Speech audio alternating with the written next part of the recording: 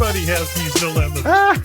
Lou just put me in my place, folks. Lou, do me a favor. Drop down that chair a little bit, if you would. Course, move that mic a little bit closer for me. We'll get Lou all set up here. We were having fun during the break. I feel we did. Lou will get it. Lou will get it.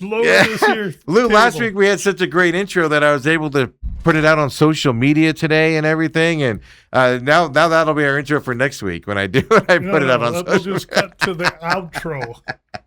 Which, at this rate, maybe sooner than later. Exactly. What a Thursday it is out there with the weather. Of course, on Thursdays, Uncle Lou joins us. Gamblu.com is where you can find him. Of course, Gamblu on X as well. And if he's a contributor, numbered event this week. So I imagine Lou's going to be on several sites. He generally goes on a little bit more here during numbered events coming up here. But Lou, how you doing today? I'm doing great. And that brings up a great point because Steve week in and week out allows me the platform to come out here, tout the San Xavier mission, and then talk about sports, gaming, from really my perspective. Mm-hmm. We share perspectives, but he allows me to get mine out, much of which can be hopefully worthy of your consideration. Much of isn't. So you're just going to have to weed through it and see. But we're talking about NFL subjects and UFC subjects that are important. There's the web page there. That's how you can find out all about me, Gamblu.com. I mentioned the San Xavier mission. The bands on the top are where you find out the sports I work, what I do, how I do it. But that San Xavier Del Bach mission page is great because that is a mission in Arizona. It's the oldest in the country. It was built in the late 1600s. They're doing great work down there, and we're a big part of routing every bit of interest to them we can. I've included a link to their mission for your consideration. Surely Gamblu.com has taken that, as well as a young man going to school in the Dominican under our wings to try and give back to our community. And this San Xavier Del Bach mission is so indigenous to Arizona. I'm so fortunate Steve lets me show it up every week. Absolutely. By the way, I did get confirmation. I saw somebody was by there. They did take down that front facade. It doesn't mean the work's done, but they took down the scaling and all that. You mentioned that a month or two ago. It is done. I've substantiated. Okay. It's done and clean and all white, and they've been working on it. They were trying to put color back into it. There. Because what happened is in the late 1800s and stuff, they didn't know how to fix stuff, and they tried, and they made it more complex for this time. Well, then it was just adding the colors back. The colors went away over time and stuff, so they're added it back in. It looked really nice on the picture I saw, so next time I'm down there, I'm going to have to make a little trip down there and get updated photos of it. But no, that's the important part of it. No matter, I don't want to lecture anybody here, but in the economy we're in, the world we're in right now, find somebody that you can help out and support out there, and that's what Lou does, and it's a heck of a mission down there. They have schools and help the community out down there and all of that, and it's great to see that aspect, especially, like I said, I don't want to knock out gamblers out there and handicappers, but a lot of them don't do it. It's all about their profits and what they can make. But I'll say my clients, I found that they have some money, and you'd be surprised at how many have gone directly to the link, which is just fabulous. I agree. I mean, that's why I like to push it. When he has it, he has it. We trying to get them when they have it, and we're trying to help them get it. Instead of giving it to the DraftKings, of the world, we try to give it to the people that need it and want it. Well, wherever they use it to earn it, but hopefully it's through legal channels. So it's always part of the fun. But Lou, of course, covers NFL. Obviously, that season's getting ready to start. Preseason technically is underway, even though it was last Thursday, but it starts tonight. Tomorrow and Saturday, there's games out there and everything. Well, I've been going through all the teams trying to figure out who's playing, who's not. Cardinals starters will be playing tonight, stuff like that. But just in this preseason, I've been asking you kind of just like season outlook on teams and the question marks around camps. And we've talked about the Niners and their injuries. We obviously have talked about the Cardinals. I'm bullish on the Niners, though, overall. We've talked about the Cardinals. Really? I'm bullish on the Cardinals, too. Ravens, at least a few weeks ago, you were down on them. You said under 11.5. You like that number early on. Coming up here, new coaching staff. among other issues up there. Let me ask you this, think- because I know power polls, I hate power polls, but I pay attention to them only because it gives like a national perspective of what Power people polls. think.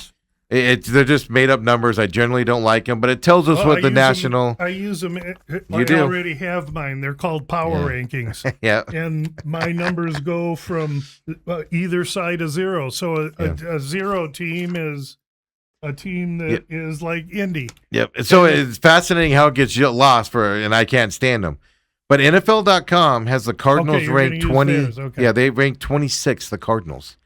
For a team that everybody is under consensus of. Like we talked about them last week. I've already taken them over 3.5 on the season. I did that a couple weeks ago. And when the number was still a plus, I believe it's moved to a negative now. But a lot of people were negative on the Cardinals, saying they're going to be vying for the number 1 draft pick, whatever. We got a number 26 ranked Cardinals on this power poll. So that at least tells me, and you talked about it last week as well, how there's nothing but up and things to that effect. Cardinals. Not that they're being watched. Is what I said. Well, exactly. I'll sum it up on my own, saying it's only place to go is up with them, right? But after them, right? We talk about this Harbaugh with the Giants. They're ranked 27th. Washington Commanders 29th on this power poll list and stuff to that coming into here. Even the Raiders with a new head coach there, Kubiak, who's highly touted. Rookie quarterback who's not going to be the starter going into this season. It's going to be Kirk Cousins. But the Raiders 31st on this list as well.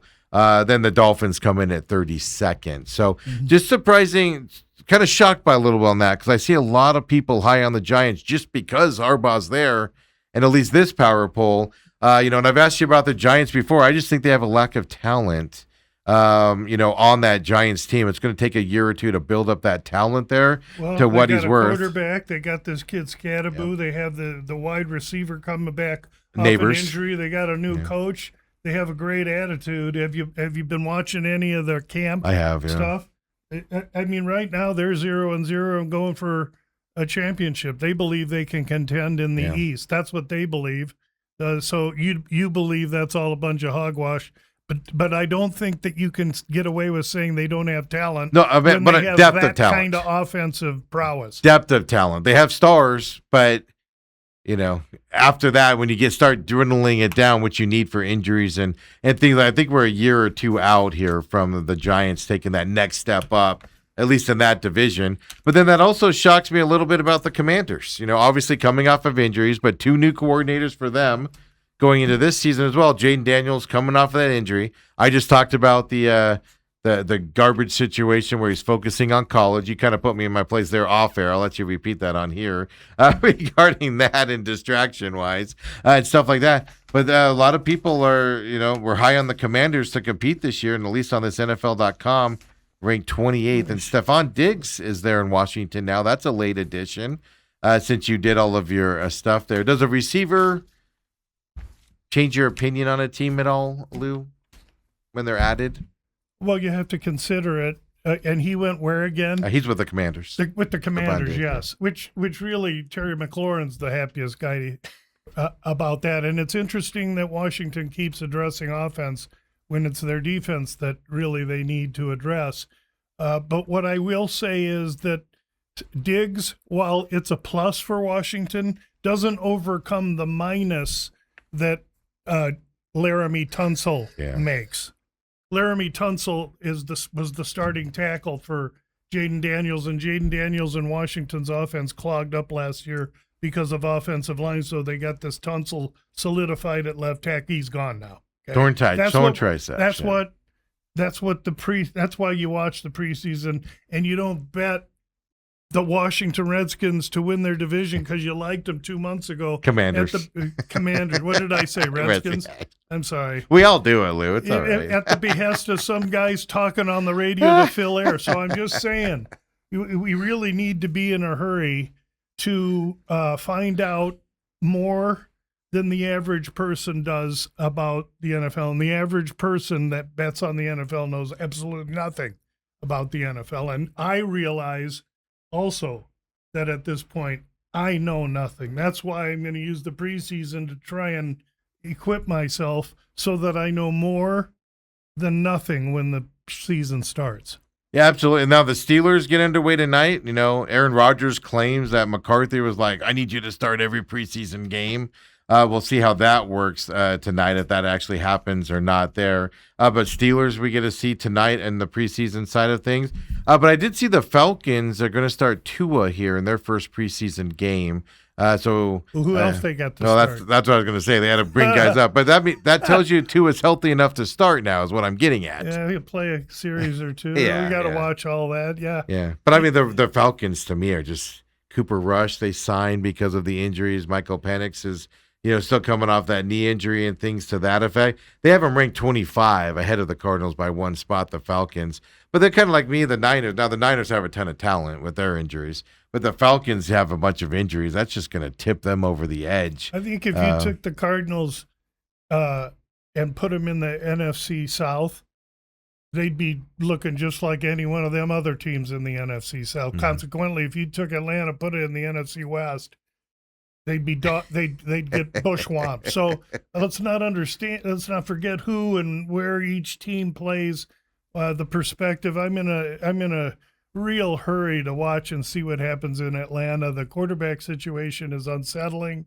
That said, the stability they get from the new coach is very positive. And so of the 32 teams that I may have strong opinions on, I'm not going to have strong opinions on each because I have time to kind of watch and see how the preseason evolves and then how the early season transpires. How does now when you did your initial research, there were some quarterback unknowns out there. Like we've talked about Patrick Mahomes, it looks like he's going to be ready to start the season and things to that effect. But mainly like Minnesota Vikings, right? I thought at least Kyler Murray was going to win that job. Looks like he's won that job. They've announced it now and stuff like that. Does that change all your prep before the season? Or is it something where you assumed he was going to get it going into it? Or are you sitting there going and having to look at different numbers and stuff while you're looking forward? No, to me, that whole NFC North looks like three teams and then Green Bay just below. All together. That's kind of what I feel and see based on different criteria for each. I'm the most afraid of Chicago because that coach is sharp. But their D, they got no D, and a kid they brought in to lead the defensive backfield hurt out. These are huge things that happen, and it just happened in a week of practice. So these are the things we got to watch because each one can affect how you feel about a team. If I'm looking to be bullish on somebody, although those bets go way, way later. Right now, I'm looking to try and get ahead of something that goes the wrong way. And by the wrong way, unfortunately, it's a Larry Tunsil tricep or, a Carolina linebacker knee. And it's just what is called the reality of the NFL. So I also, are there teams you want to speak of that you want me to spend in any time? Dallas Cowboys, only because they're on my list to talk to you about, but before we left, Dale made the comment, there might be things brewing, in Dallas land coming up here with their defense improving this year, and they're obviously just signing a big signing as well. Your Dallas Cowboys is kind of, I was trying to just going over kind of the messages, but a lot of people have high hopes on the Cowboys this year. This NFL.com power ranking has them at 11 right now. I've seen people go as far as to say they'll compete with the Eagles to win that division coming up here as well. So just kind of a fresh look from you, Lou, on the Dallas Cowboys. So I got them ranked as 3. So if Indy's 0, Dallas 3. That's pretty good number. My highest number outside of the Rams is Buffalo at 4.5. So that's just a 1.5 below Buffalo, etc. So I'm bullish on Dallas overall. Schottenheimer's in here for his second year. The offensive coordinator also second year.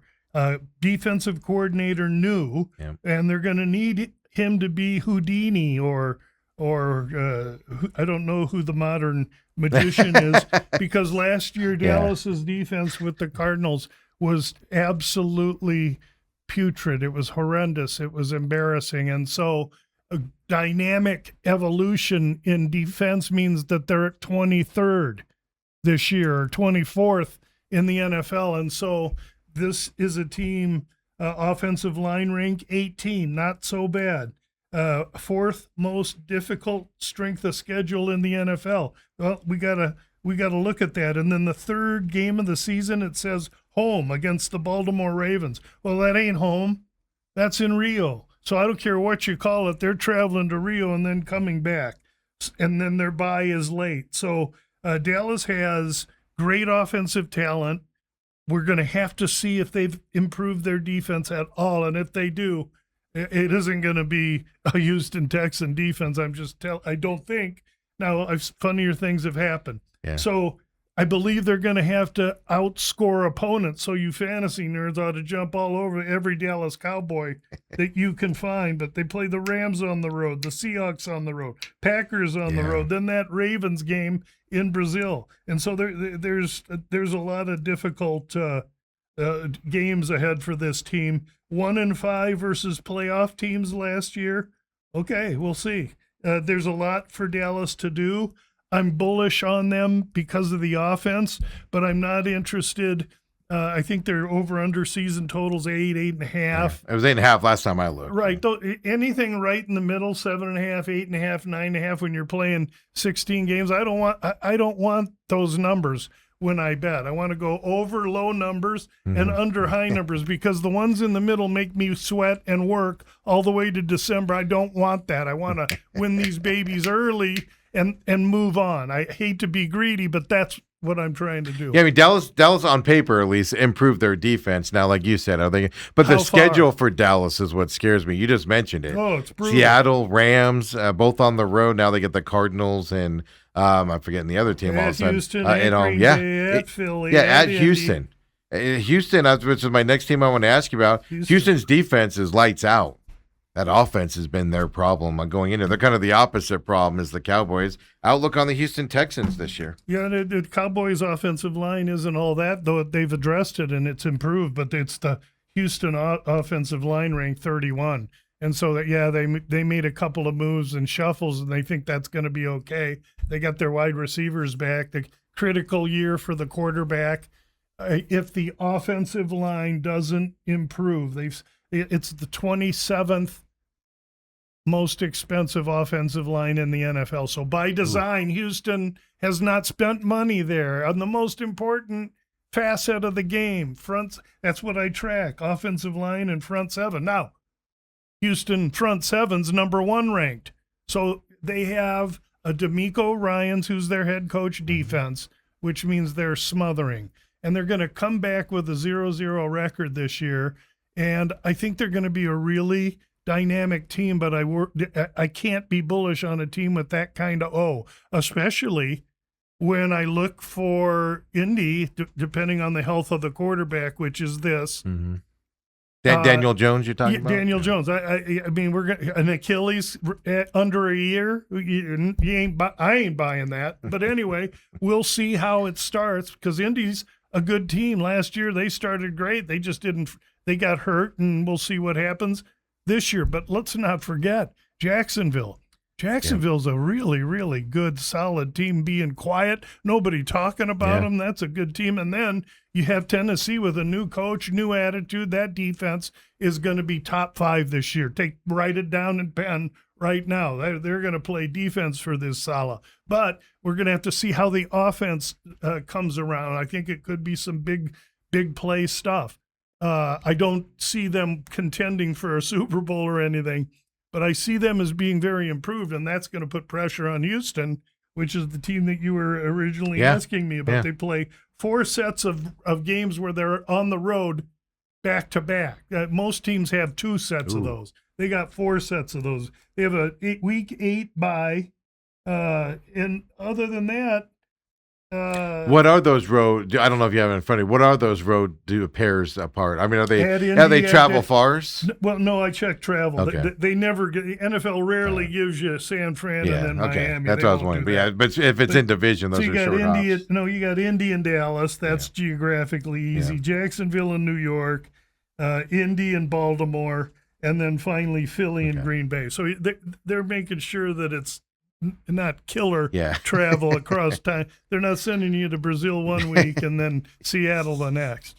Right. Yeah, the Texans, it's just everybody's kind of hyping up at, that defense is going to be, they added David Montgomery, of course, but it's hard to run if your offensive line isn't creating holes and things of that effect. I can't say it. I can't agree more. And so we're going to have to see. And then Mike Lombardi, who was with the VSIN network for many, many years and left to go be GM of North Carolina. Yeah, well, he might be back soon to VSIN. he would always say, "Hey, bad offensive lines don't travel." And you know what? The dudes have been in the NFL, so I buy into that. Yeah. And so we're gonna have to watch Houston a little bit early. But I believe overall they've got a solid running game.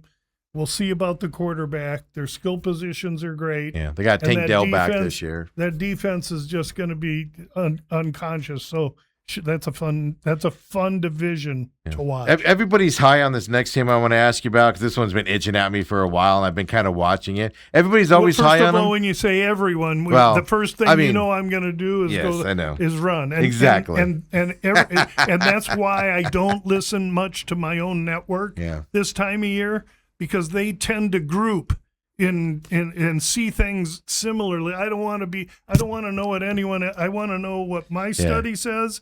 And that's how I'm going to. It's just every year people are high on this team just because of the talent on their offensive side. Their defense has been terrible, and that's Cincinnati Bengals and everything. Right.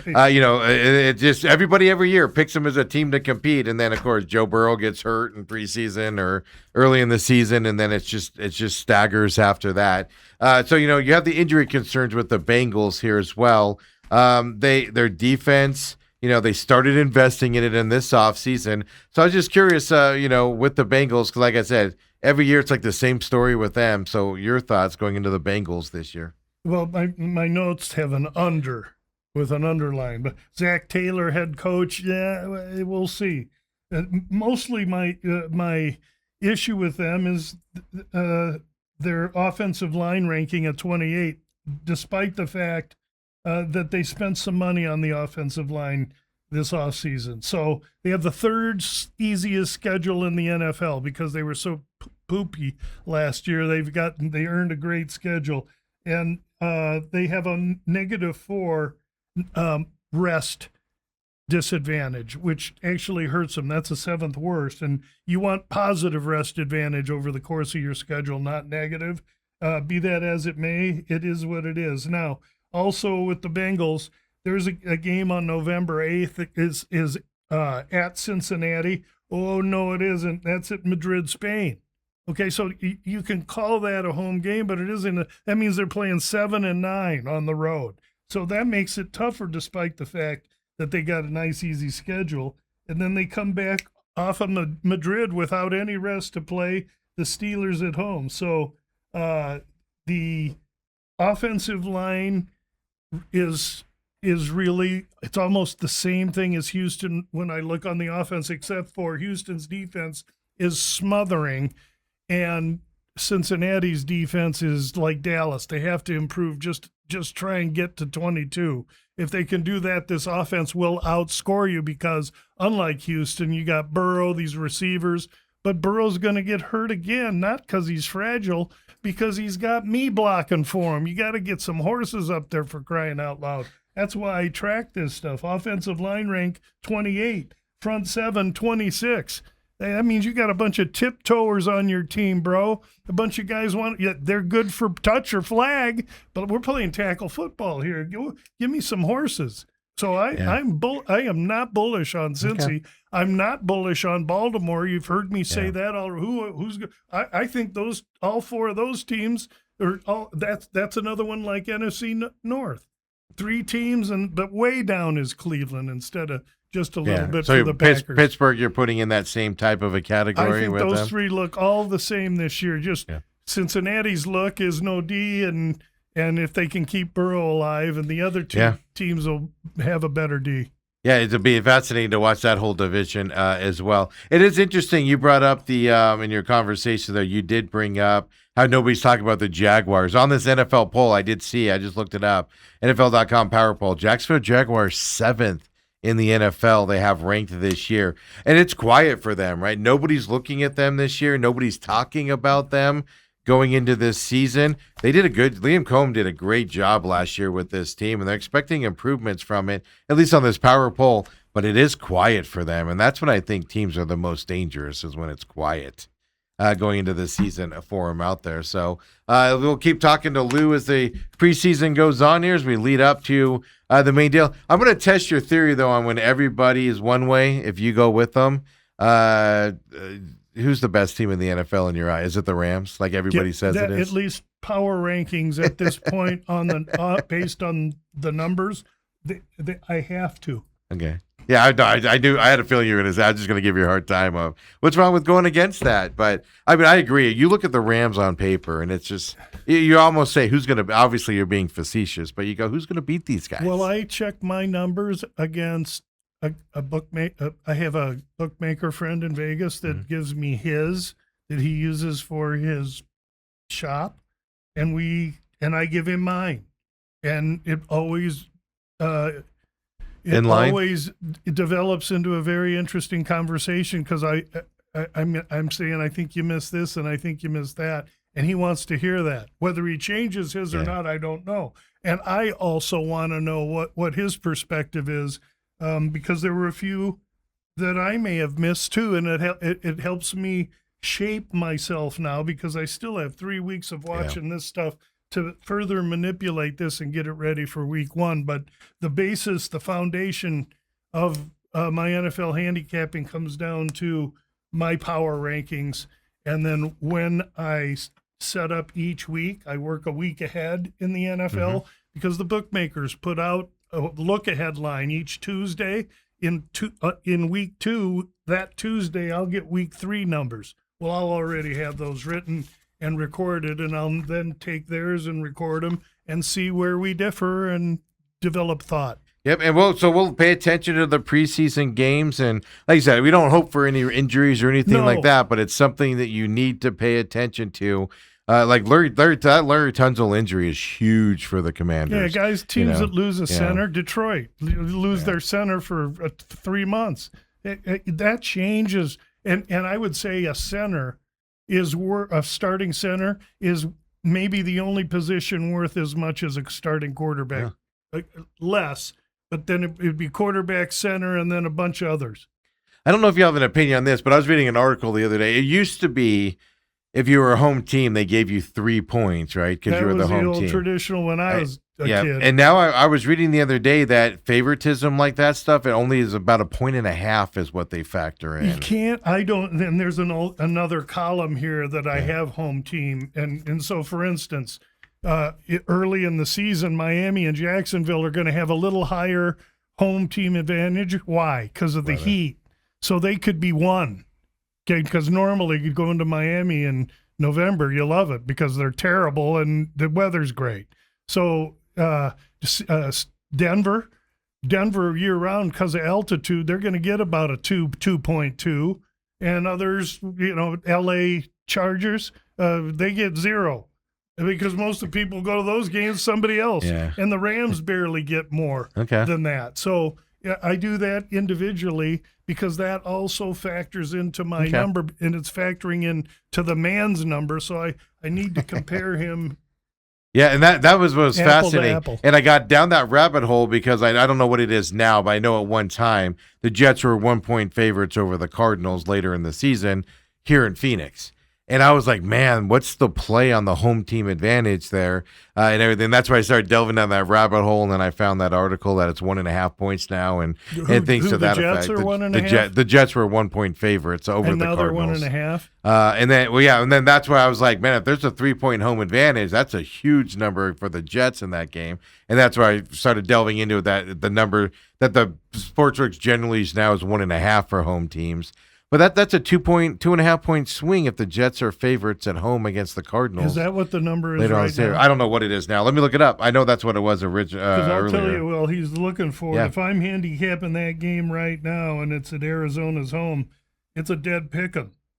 And so if the Jets are given any points at all, and that's game 1, or that's a preseason game? No, that's actually later in the season. It's like week 13 or something like that. Oh, so that would be a look ahead. It's a way later in the game in the season. Yeah, it's after their bye week, and their bye week's like in 12. That's actually a game that on their schedule, I project the Cardinals to have a great chance of winning. Yeah. Well, I would agree with you on that. The bookmakers, though, and I also am skeptical. So Lou. If that's in, go ahead. Yeah, it's later in the. I'm trying to look, but I'm also skeptical because I have a theory. I don't know if it's true to it that East Coast teams get a little bit more of a play because they want that East Coast gambling money. You know, they want that money into the thing early, so they'll play it. So they're favoring the Jets +1. So New Yorkers will be putting money on that game. Yeah, but I have that theory that happens out there. I don't know if it's true. The number balances out because if the California DraftKings has 1 and the New York DraftKings has 2, they're going to get hurt because people are going to. It doesn't really work that. Doesn't work out that way. It's just my paranoid self talking. But you'll see a bunch of bookmakers in the East Coast have a certain number on a Philly or Giant game. Mm-hmm.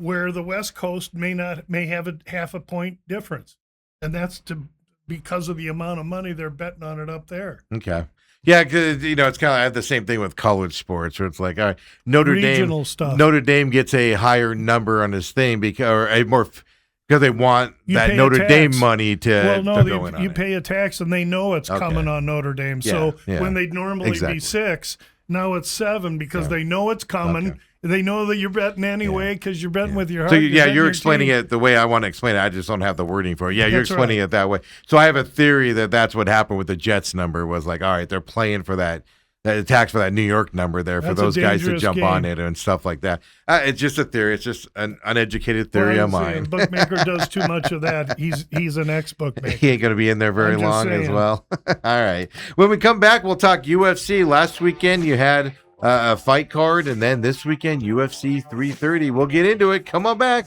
with Uncle Lou, the main event.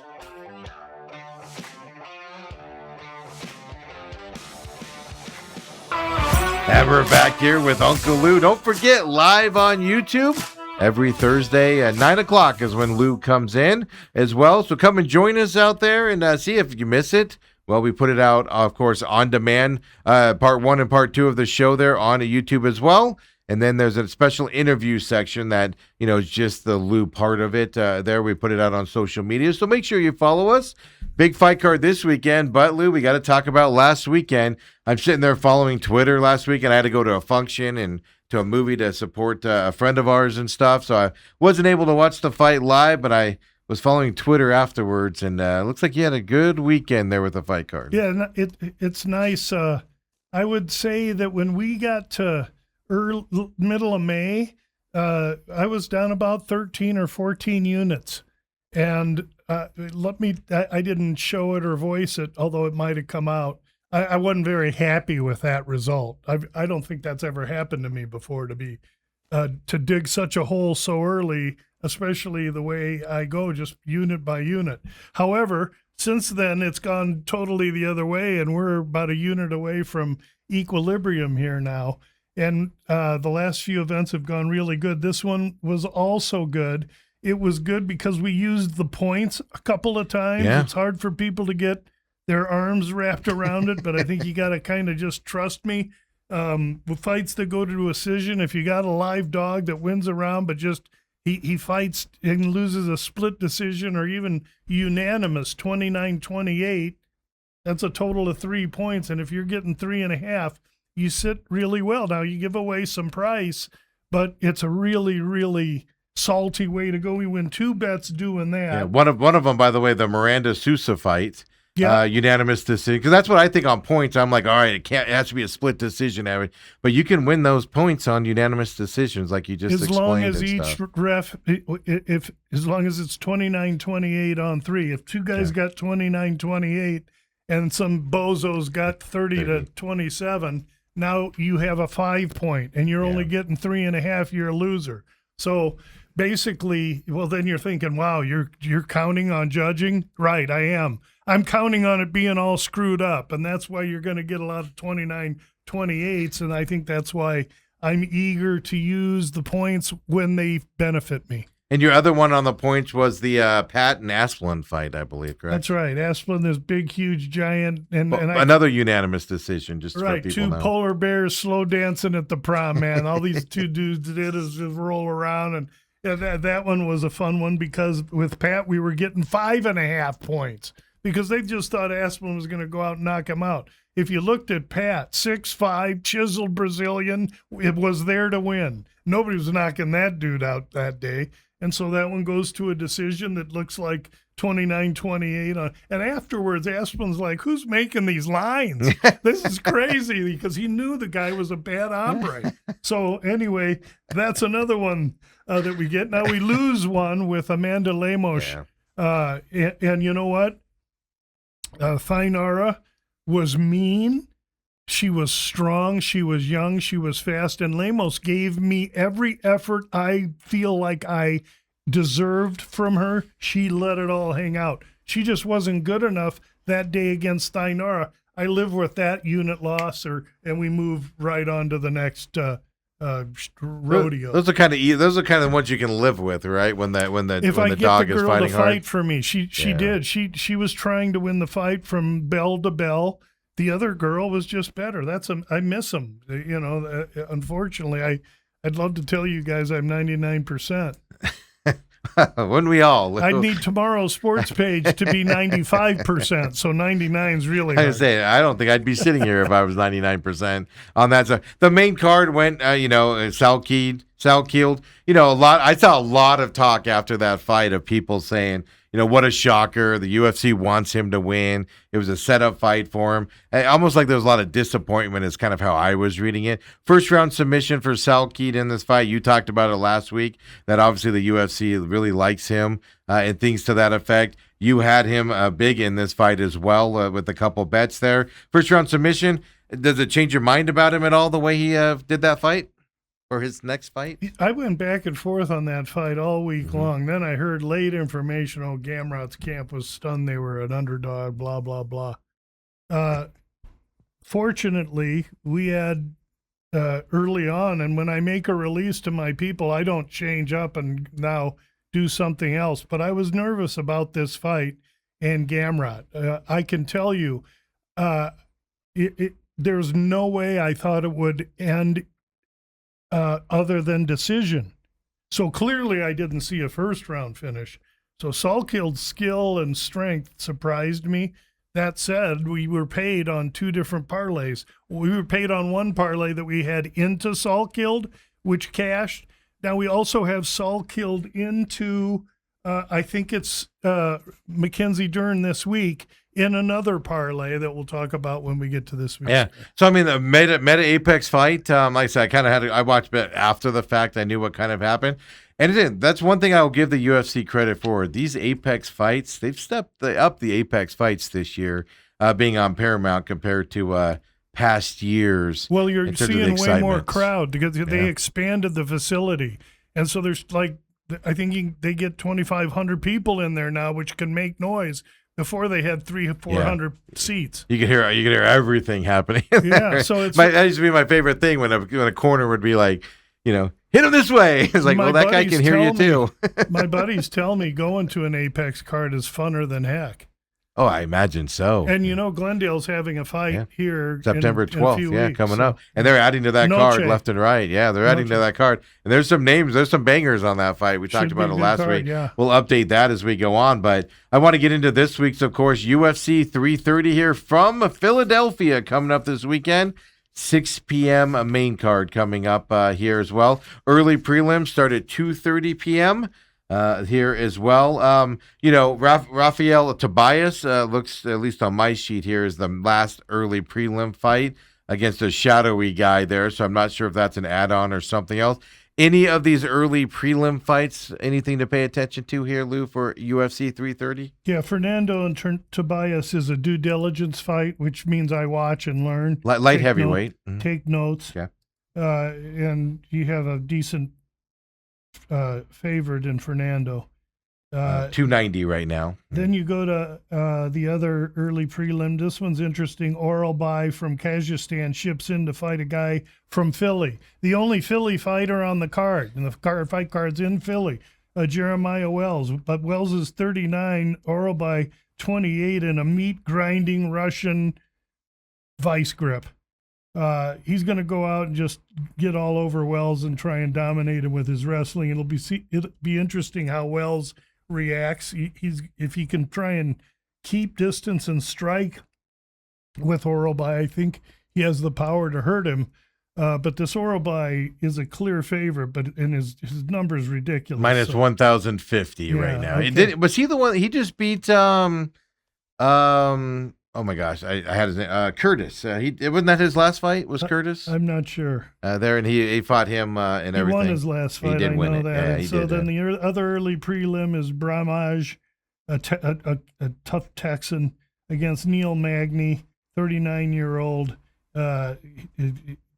Bramaj will be 6 years the younger man, and that means something in this fight. But this is the only fight lined as close to a pick'em, and I think if Magny can manage to get this into the second or third round, he has a great chance. But Bramaj early is a submission guy, and Magny's been subbed, so that's interesting. I mean, if you had a gun to my head, I'd say take Bramaj via sub and Magny via decision, and each one of those is plus money. You might end up with a little bit of profit. That said, that's not a bet I would make. It's too closely lined. Yeah. They're old fighters. Magny can sometimes do it, and I'm not interested. Over-under's 2.5 in that fight, minus 145 to the under, by the way, in that fight right now. So it's favoring this fight ending early. At least the numbers are telling us this fight's ending early as well on that. Now, Lou, I saw you post this a week ago, 2 weeks ago now. I saw you post it again here. Trazion Gore in this next fight here in the prelim fights on this one against Vicente Luque here coming up, Brazil, United States. Tell us about this fight. Luque's moved up to 185 from 170. This fight opened with Luque as a favorite. He was minus 155. Ooh. Now Gore is a favorite at minus 120 to 122 right now in DraftKings. Well, yeah. So, but you can get him at 128 at FanDuel. So, or at minus 128. So, the over under 2.5, over minus 60, competitive fight. But Luque moving up with the attrition he's taken. He's had some real clunkers. He's going to be the more experienced guy, the guy that's been in with way better. But Gore is a bulldog. He's not Stephen Hawking. So if he takes his direction from his corner and executes, his legs, his jiu-jitsu game, and his power and quickness should overwhelm Luque here. We took my email or my tweets were Gore minus 112. So we're ahead of the market as I expected. When it was 112, I missed him as an underdog, but I wasn't going to miss him anymore. And that's why I pop it out there immediately so people can choose to see that and do what they got to do. So we're with Gore, the younger guy. How much younger? Well, only 2 years. But again, Luque's combination of who he's been in with, the damage he's taken, stepping up in weight now for his second fight, and he looked great in his first 185-pound fight. I just think Gore and his corner are in a good spot here. And we always tell people shop around, right? But you mentioned, I think you said over-under on this fight was 2.5 is what you had right now? I have 1.5 over minus 170. Okay, I misheard you. I thought you said 2. Because, yeah, it's over 1.5. Minus 175 to the over is what we're looking at there. I thought I heard a 2.5 in there. I could have easily said that. And so I was like, ooh, shop that around, because I was going to ask you, which one do you like more, 1.5 or 2.5? Thanks for covering me. You can look. I can look at it and it says 1, and I say 2. So thank you. I'm with you on that. Dante Johnson and Eric Meconico, two United States fighters here. Yeah. So like Gore, Meconico comes from the MMA lab here in Phoenix, and I get to watch him. He is mentored, as is Gore, by Jared Cannonier, and they're getting a really good camp of larger bodied men at the MMA lab now. And these are middleweight fighters too. Yeah, these are 185 pounders. McConaughey's lost his last few and really needs a win. Here, we're going to get his best effort. And if he comes to be first and can walk into this young powder keg of dynamite, I think he stands a great chance. But the kid he's fighting is a beast, Dante Johnson. Little powder keg of TNT, baby. He's small, he's willing, he's fast, and he's going to go out there and try and take McConaughey's head off. So this can be a fight. It's going to be a fight you want to watch. McConaughey's 4 inches the larger man, but Dante Johnson is 9 years younger. That equates to roughly a 65, 68% win rate if you just blindly take the younger man. So there's advantage in being young. They're both left-handers, which is very interesting because Dante Johnson's not as developed as McConaughey, and lefty on lefty means that there can be some left kicks right under the right elbow, and we'll see the longer man might have advantage there.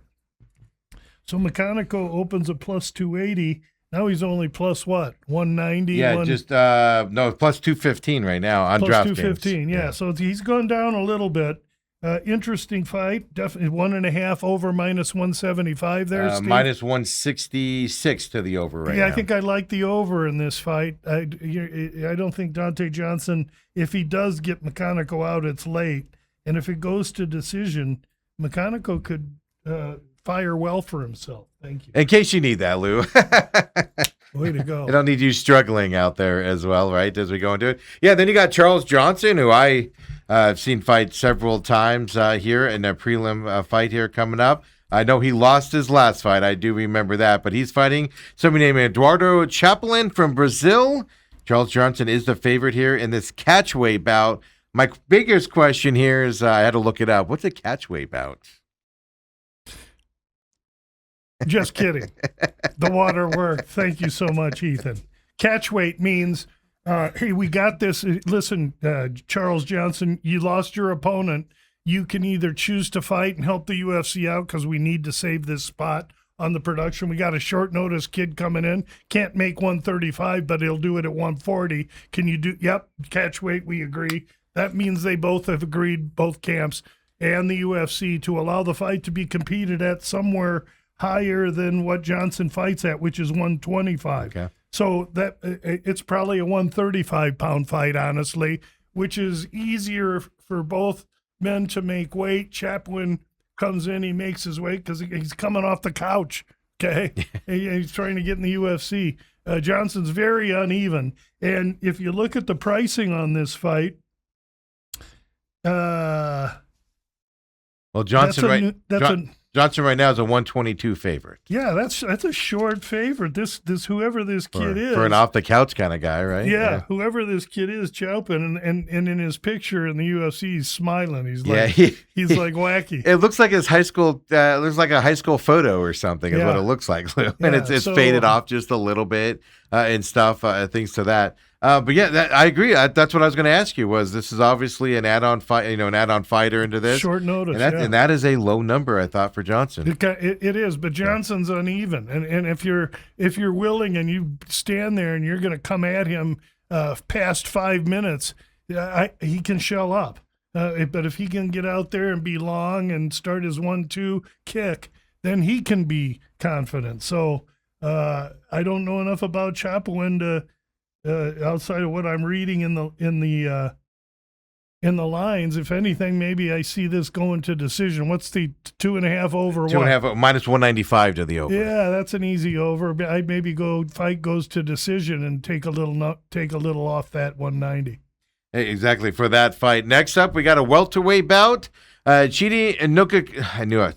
Yeah, there you go. Thank you. I was just you were talking a second ago. I was like Njokuani, and then I look at it right before I say it, and blah blah blah blah. Joel Alvarez is his opponent into this welterweight bout. Alvarez is a 325 favorite right now over Chidi in this fight. Yeah, Alvarez comes in on short notice too. Chidi lost his original opponent here. Alvarez steps up. Chidi's like, holy shit. I got a worse opponent with this guy than I had in the first guy, which is the truth. Alvarez, it's interesting. I've always been critical of Alvarez because he started at 155 and he could hardly make weight. He would miss all the time because he's a bully and he didn't want to fight guys his own size. I chimed at him to move to 170 for a long time. He's been there for a couple fights and shown himself to be okay. He takes this on short notice. And in this fight, in Njokuani, the natural 170er, oh, by the way, Njokuani used to fight at 85. When they got him disciplined enough to fight at 170, his career really started to take off. So Njokuani's a 85er fighting at 70. Alvarez is a guy who wanted to fight at 55 because he's got a little teeny tiny eensy skeensy huevos. And so I got a chip against Alvarez a little bit. I think he's kind of a bully. The issue with Njokuani is he don't like to be bullied. If Alvarez can stay there into the middle of the second round and show Chidi that he ain't going anywhere, this should be a really good fight that I think eventually Alvarez can win. But Chidi is very live in this fight because of his size. He's tasted the power of bigger men and the short notice nature of Alvarez. The over-under 1.5 on this fight to the over, minus 140 to the over coming into this one as well. So you just kind of said what the numbers are showing as well. If you can get there to that middle of that round there, turn into an interesting fight as you go. And that's the ending of the prelims here, which gets us into the main event card here, 6 p.m. here from Philadelphia, Xfinity Mobile Arena here for this UFC 330. Edson Barboza and Esteban Ribovics. Ribovics. And, Argentina and Brazil fighters here. Right. But Ribovics fights out of Killcliff in Florida. So it's not like he's got any real travel. And he fights killers there, and he's 10 years the younger man over a guy in Barboza that has gone between 45 now up to 55. Barboza is a GOAT and an OG Brazilian mixed martial artist. I can't respect the guy enough or give him as the accolades he deserves. He's fought everyone. He's had a 15-year career in the UFC, longer than that in professional fighting. The guy is a pure professional fighter, but he's 40 and he's in against a kid that's 30, that's faster, younger, and even though Ribovic's going to be giving away some length, he's been in with a capable enough set of adversary that he's more than ready for this.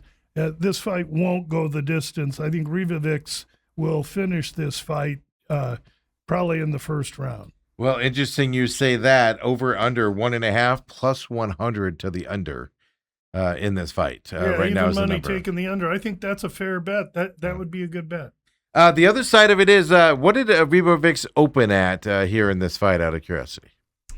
He opened at plus 240. Yeah, Barboza came the minus 300 favorite. Okay, now he's the plus 300. I wasn't sure if I was seeing that right or not, because he's minus 650 right now on top of that. So big switch here in the money, what you're talking about. I reported that on Bout Business because I got my colors. Is that where I heard it from? Okay, because I was like, I have a note here. On Sneak Team. Yeah, Sneak Team. Because I had that note, and I was like, did I write that down right? Yeah, that's just a mistake, and you'll get that. Bet Online will make that, and then what they'll do is they'll get a couple of pretty sizable bets at me, and they'll say, "Whoa."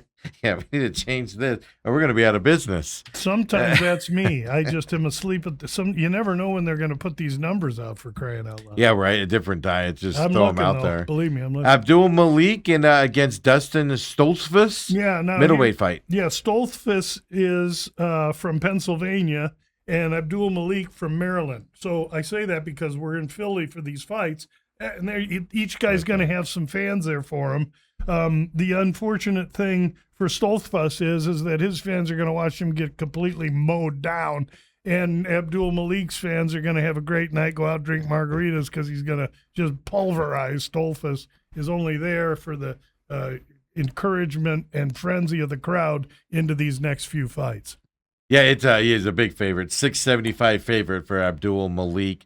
Going to this over under 1.5 minus 160 to the over. Going into this one right now as well. Stolfus is tough and durable. Abdul Malik may not get him out of there before 1.5, but this fight is designed for Abdul Malik to look good. Jalen Taylor against Fernandez here. Brazil, United States fighter, battling it out. Turner is the early favorite here, minus 155. Jalen Turner. Turner and Kyle Fernandez. A good fight. Turner opened 260s, way less than that now. Kyle Fernandez never been knocked out. Turner uneven, retired, came back out of retirement, wears his head. They call him the tarantula. Should be called Daddy Longlegs because he's a really, really unusually long for his weight class. He's 6'3" for 155er. So Kyle Fernandez is going to have to get inside that reach, do his work. And Turner going to try and keep him on the outside and punish him on his way in. Should be a great fight. Maybe lean to Fernandez here, Nova União, Brazilian. Yeah, plus 130 for Fernandez right now. Over under in this fight, 1.5. Minus 145 to the under, which is what you just touched on and you're about to say. Fernandez never been finished. Yeah, so and it's this under. fight ain't going under. Yeah, exactly. I don't think it's going under. Yeah, so that's what I was noticing there when you were talking. Like, interesting under number right there as well. Then you've got a lady fight here coming up. Mackenzie Dern, who's the champion coming into this. Gillian Robertson as well, battling this out. Canada, Brazil.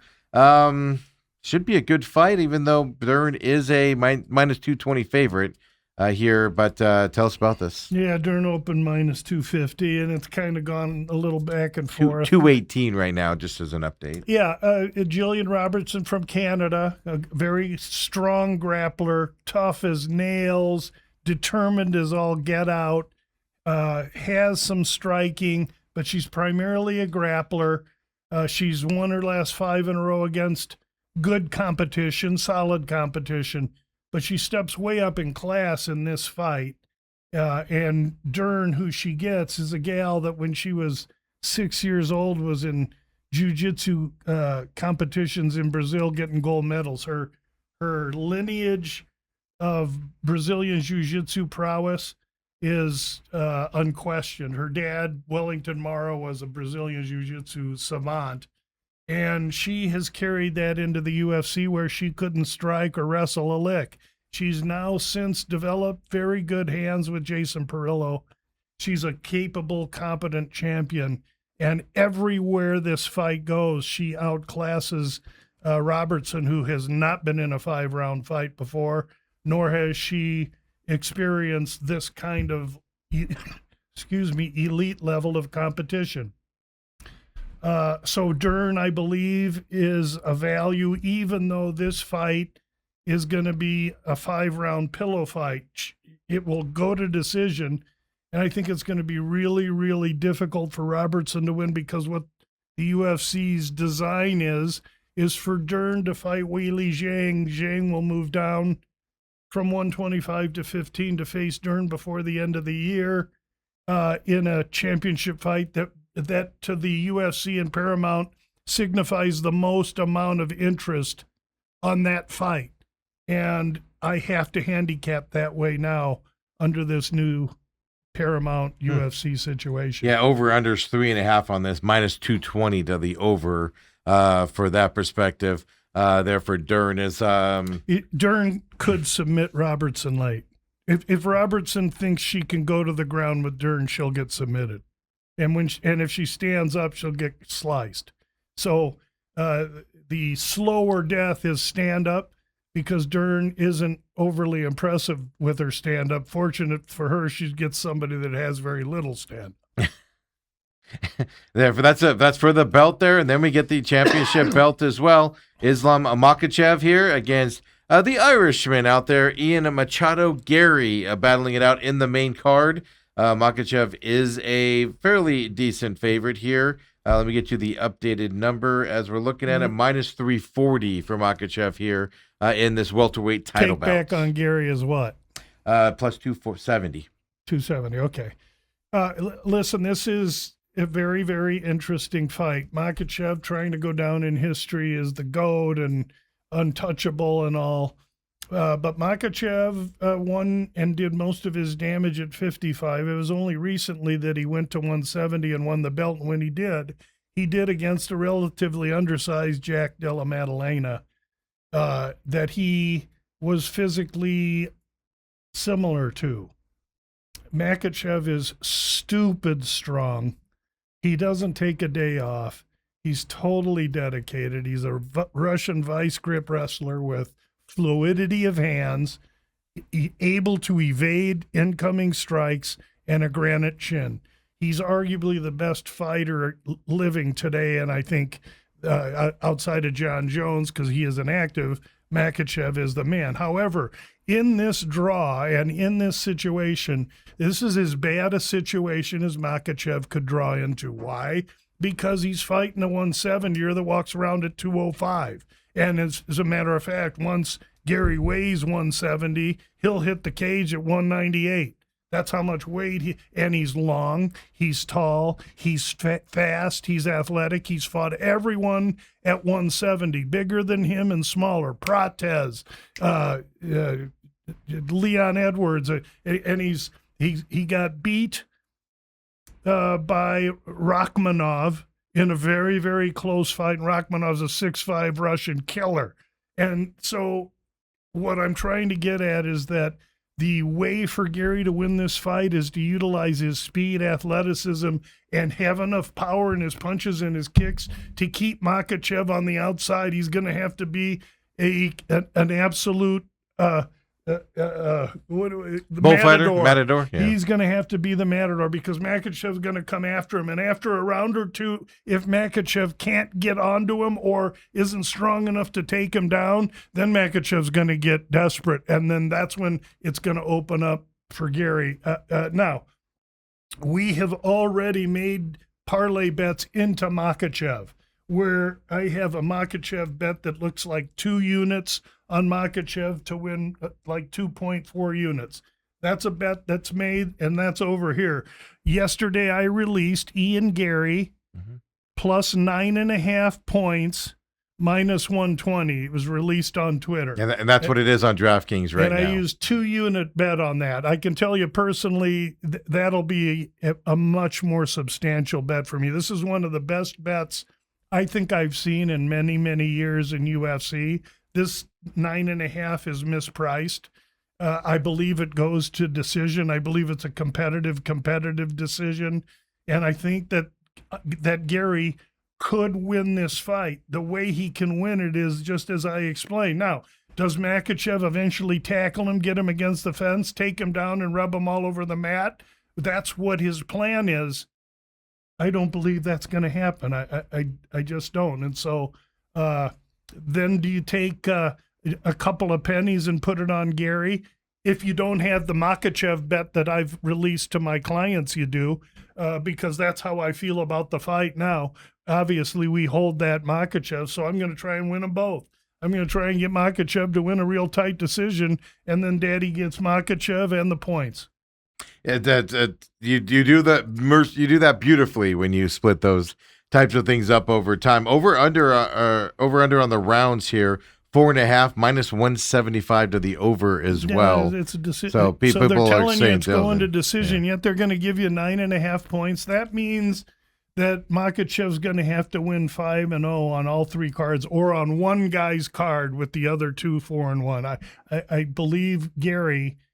Again, he's going to be the biggest, most real 170er that Makachev has faced to date. And let's not forget, at 155, when Volkanovski in 2023 moved up, that fight went to decision. That was a really, really tough competitive fight. Now, Volkanovski's sawed-off little tough Aussie wrestler, but that ain't Ian Gary, a 6'3" long athletic Irishman with plenty of lip. I don't like Gary, and I don't like Paddy Pimblett, but we bet Paddy Pimblett a few weeks ago worked well, and we're going to bet this Gary with those points this week. Yeah, 9.5 points. And no one's getting this. If they didn't see it on Twitter last night, TME listeners are getting this now because I'm going to release it at 2 o'clock today on VSIN, so Yeah, and that's where you'll start to see. We don't move markets yet here on this show. We're working towards doing that. I don't know that I move markets. We're not interested. No, in but moving I'm talking about markets. Visa. I'm talking about Visa. I'm just interested in getting that 9.5 before that goes away. And it's right there right now. That's why I told you guys, because you released it yesterday, and a lot of times you release something, and even if you check it, I'm not saying it's necessarily you doing it, but when you release something and a number, literally like 2 hours later, I'll go in and double check it, and it's already moved off of it. It's still at that plus 9.5, minus 120 right now out there. That's why I made that to you, because when Lou gets, I'm just telling you, when Lou gets on that VSIN later, people are going to start jumping on that number. Well, I'll track it, Lou. I'll prove it to you. It happens. If they do, whoop-de-doo, as Archie Bunker used to say. But no, just tell people, get on it if you're interested. $1.50 will get you a cup of coffee. Tell all your people out there, your friends at the water cooler today, you like that number and looks smart here as that number moves around later on and everything. Lou comes in on Thursdays, folks. Louie, thank you very much. Thanks for having me, Steve. Of course, next week, more NFL talk, more preseason games under our belts. Of course, UFC next week as well, as we are getting closer to that Phoenix card coming up here. Obviously, we record here in Phoenix, so we're paying attention to that one on September 12th. I think I said last week, Rodriguez and Gene Silva battling it out on that main card as well for the main one coming up. Then you still got the Cortez Acosta Blades battling it out. Dan Ige is going against David Martinez coming up. So Tommy McMillan and Rahiki. It'll be fun when that comes rolling into town. We'll see you next week, everybody. Have a great night.